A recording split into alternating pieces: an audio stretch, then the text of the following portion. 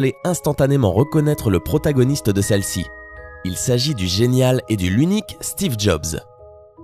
Qui ne connaît pas le parcours spectaculaire du célèbre Steve Jobs? Plusieurs d'entre nous possèdent au moins un des produits qu'il a conçus dans leur poche ou leur sac. Le fondateur de la société Apple, disparu en 2011, était en effet un visionnaire qui a révolutionné le monde de la technologie et a marqué l'histoire de l'informatique. Tout le monde se dit donc que forcément chez lui, tous les membres de sa famille doivent être férus d'innovation technologique et avoir les tout derniers iPhone ou iPad. Toutefois, dans un article publié dans le New York Times, le créateur de la marque à la pomme avait révélé qu'il ne laissait aucun de ses propres enfants utiliser ses produits. Au journaliste Nick Bilton, il avait affirmé « Il n'utilise pas l'iPhone, ni même l'iPad. Nous limitons à nos enfants l'accès à la technologie. » Et le plus étonnant, c'est qu'il n'est pas le seul.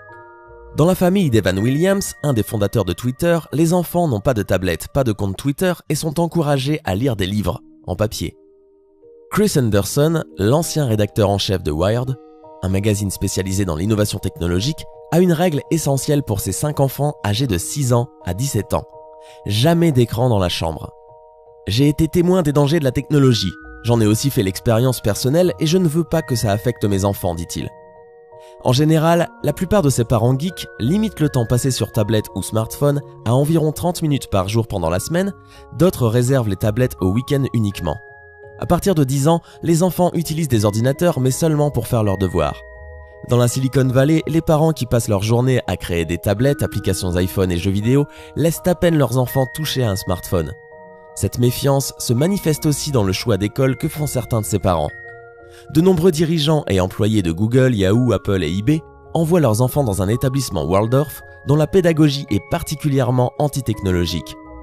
C'est une école très huppée qui a pour particularité de bannir l'utilisation des ordinateurs, iPad et télé jusqu'au lycée car selon eux, la technologie représente une menace pour la créativité, la personnalité et la concentration des élèves. De la crèche au lycée, il n'y a aucun ordinateur, encore moins de tablettes. À la place, on y trouve des tableaux noirs, des craies, des crayons de couleur et des livres. Les enfants font de la poterie, du tricot et du jardinage. Les 3/4 de ces élèves ont des parents qui travaillent dans les nouvelles technologies. Mais la philosophie pédagogique de l'établissement est que les ordinateurs nuisent à la créativité, à la sociabilité et à la concentration des enfants. Comprenez-vous ces choix pour leurs enfants de la part de Steve Jobs, Evan Williams et de toutes ces pointures des nouvelles technologies? Ou au contraire sont-ils totalement à l'ouest? Laquelle de ces 3 histoires vous a le plus inspiré? Dites-nous ce que vous en pensez en commentaire.